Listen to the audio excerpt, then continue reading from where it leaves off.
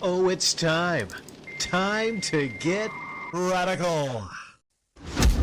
Viewer discretion is advised. Welcome to Radical Comment of the Week for December 1st through December 7, 2020. These are the very best comments from that time period. Starting out with the honorable mentions, we have Rusty Shackelford, Row Gaming TV, and Dumez. The bronze medal comes to us from Art Bell. Rick, a Reddit post to react to a 48-year-old man, 500 matches, 100 dates. 200 discussed their exes. 38% looked nothing like their profile. High number wore too much makeup, but age 35 to 48, this happens. Women hate being single past 35. 91% could not stop playing with their phone. 91% on-date malarkey. Come on, man.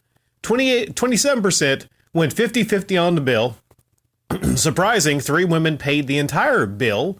24 wanted bedroom fun on date 1. The guy agreed to 16/24. I think the women were not all attractive who he turned down. Tinder, the lowest in real life meetup. Plenty of fish to highest. High amount on depressants. Health talk from them. High amount overweight, 38%. I think. No shock, 60% of U.S. women are heavy. Men too. 9 asked him for loans. 144 hustled him to join their OnlyFans or nudie pic buying site. Winners. He spent 77 average on each date. Big cash.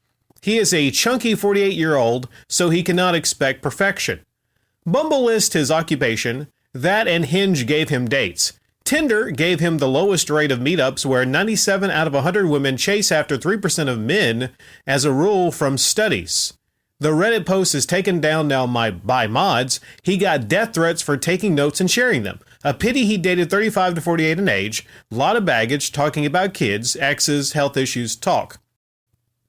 So yeah, the 500 matches, 100 dates. If any of you want to see this Reddit post, I don't know if you can actually still see it. Maybe, I think someone might have reposted it.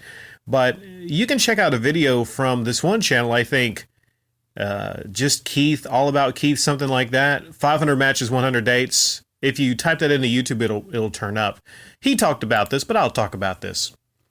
So this person actually documented. I guess he had a lot of money, right? You'd have to have a lot of money to go on 100 dates out of 500 matches. He documented all the details for the benefit of a lot of single men out there. A lot of single men out there, a lot of, I guess, specifically middle-aged single men out there that are still trying to find their match. It gets tougher. It gets tougher because once women kind of get on in their age, you could argue it gets tougher to date, when people kind of get on in age because there's higher expectations. Whereas very young people can date and there's no baggage. Everyone's just kind of fresh to dating. But as people age and get older and older and older, they have these things called kids. Kids, the ultimate baggage. Then they have all these medical issues. They're on depressants. It gets very difficult for men specifically because women will put on this stuff called makeup. And it will hide who they actually really are. And I think one of the numbers there, which was very shocking, 38%, I think it was 38% here, look nothing like their profile. I mean, that, to be granted, though, that's something that actually goes on, with younger women, too, also. We all know about it used to be called MySpace angles. If you're on a dating profile and the girl, for some reason, is picturing herself from the very top down, she's trying to make herself look thinner. Think about this deception. Okay? I don't know about you, but I would rather go on a date with a woman that actually is going to be fucking honest about, things like her weight, and not wear a ton of makeup to try to hide things, right? I mean, you could actually go on a date with a woman. Maybe she's got clothes on, she's sucking in the gut, right? She's got 10 pounds of makeup on. You don't know who she is. You don't know who that is. And then as you start dating her, she reveals herself. So I think it would be fair to actually bring this up and say, we went on a date. You wore 10 pounds of makeup. You were trying to hide who you actually were. I think that's deception. Okay, I'll try to calm down. Just something about lying, evil, conniving bitches, that really kind of make my blood boil. And now we're talking about another lying, evil, conniving bitch. Well, not you, Juliet Ending Mobile. You get the silver. So you're talking about in your comment. Silver medal goes to Juliet Ending Mobile. Wood is truly a despicable individual. He makes it apparent that he wants to appeal to children. If you can stomach most of the crap he calls content, he's going for the friendly, for all category, yet still targets kids or possibly man children. He's fully aware that he wants to have a younger audience, yet still pushes his P.O. box. Kids look up to older people who have similar interest. Maybe he's trying to be the older brother, fun uncle, or sadly, maybe he's going for the cool dad role. All to scam and steal from kids. Why? Because he can't make it as an adult. If you call him out as an adult, he immediately pulls out the victim card. He suffers depression. Oh, boo-hoo. I've had the pleasure of knowing and working beside grown-ass men who've had their brains scrambled when their vehicle got blown to shit by an IED. Some of them can still hack it, and some of them can't. However, that's real trauma and real mental health problems. Veterans and service members have a severe crisis with depression resulting in suicide. Again, the difference is they suffer through and face real problems. Yet this clown makes a mockery of mental health because he's depressed for being an effeminate pipsqueak with a foreign accent who plays video games and steals from children.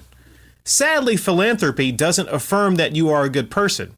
There have been many people who have done very questionable things or even committed moral atrocities who use philanthropy as a screen to cover up who they really are. This is where Wood fails.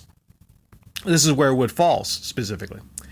He's committed to this facade and does everything to keep the veil up and mesmerize his blind followers into believing that he's a good person who steals from kids. It's sad there aren't more parents who get involved in their kids' interest, not only for bonding, but to ensure their safety. I'm a parent, and it's odd to me that an unmarried, childless guy who plays video games as a job would want to appeal to children. It raises a lot of red flags. Kids are naive, and rarely do they understand that they're being taken advantage of. Wood is not stupid and knows this. I wish there were more people like you, Rick, to call out scumbags like Wood. We talked about it. I've talked about it in the videos. I've shared texts from kids on his channel. So the proof is there that children are trying to donate to Wood. And I see how having a Nintendo themed channel is by default going to have children come to your channel. I get it. You know, there's no one that has any kind of a video game oriented channel that talks about Nintendo things where kids are, not going to come there and be interested in that. It's just a nature of that. But how do you keep children from donating to you? How do you keep children from having the connection to the adult male YouTuber? It's simple. You cut off those lines of communication. If you know you're going to have a child-oriented channel and play this character, the character that Wood play specifically, whether or not it's intended to, of course, appeals right to children. So you get the problem that has to be addressed. You're going to have children wanting to talk to Wood, bond with Wood. Hey, he's a cool older brother, right? You're going to have children wanting to donate a lot of their toys and games to Wood because, hey, he's just your friend. The thing is, Wood is a grown adult fucking man who should know better. This is one reason that people call him out. People should be calling him out. The P.O. Box shit. He jokes that he's going to shut down the P.O. Box or he doesn't want people donating to the P.O. Box, right? If you don't want children donating to your P.O. Box and you, motherfucker, then you shut down that P.O. Box. Okay? The shock and horror I had when I talked about him at Christmas time and the sick 10-year-old who was giving him all that stuff. It's time that a lot of us kind of speak out on this shit going on YouTube. And it's not just Wood Hawker. It's not just him. There's a lot of people like him online that are currently right now taking advantage of children, getting donations. Shut down the fucking P.O. Box. And the gold medal comes to us from Haddington Rose. Only tubers that really quit can be split into two groups. Ones that don't make any money from it and runs out of spare time. Or they no longer find it to be a fun hobby, so they quit. They want to do other hobbies, so they move on. AKA quit. These are all in one group. The hobbyists will call them, I'm in this group. The other group, those are the ones that go mainstream. They are now getting paid to work for a studio, so they no longer going to do YouTube. They just let their channel sit and die. They may make goodbye video, talking about their newfound success, thanking their viewers for all the clicks. Sometimes you'll have those Patreon, but for the most part, when someone actually becomes a professional, they stop doing the free show on YouTube. Then there's a third group. Let's call them scam artists.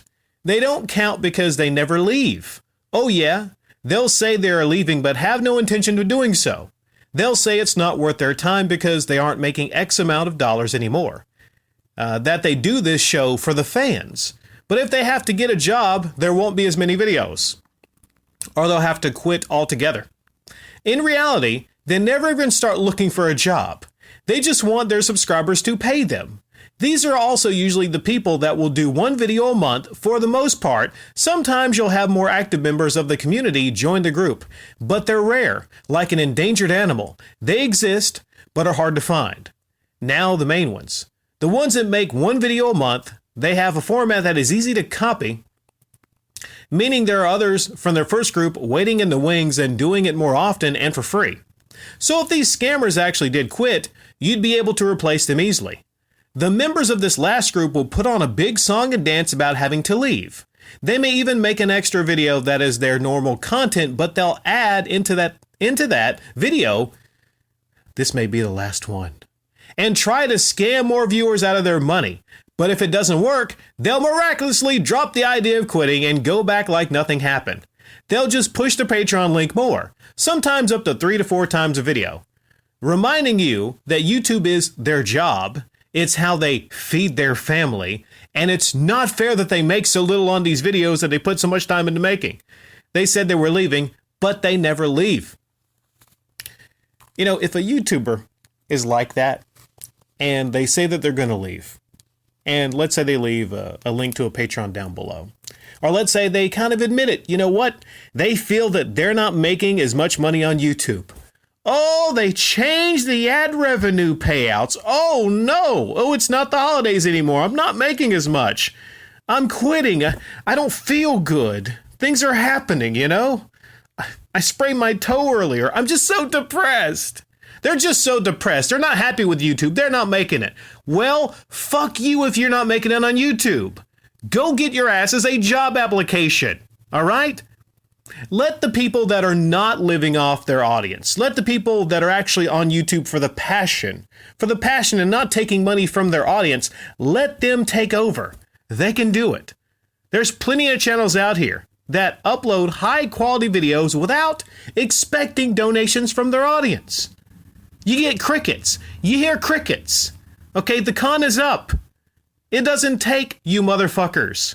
Doesn't take you motherfuckers 10 hours to make a thumbnail. It doesn't take you several months to make one video. The con is up, motherfuckers.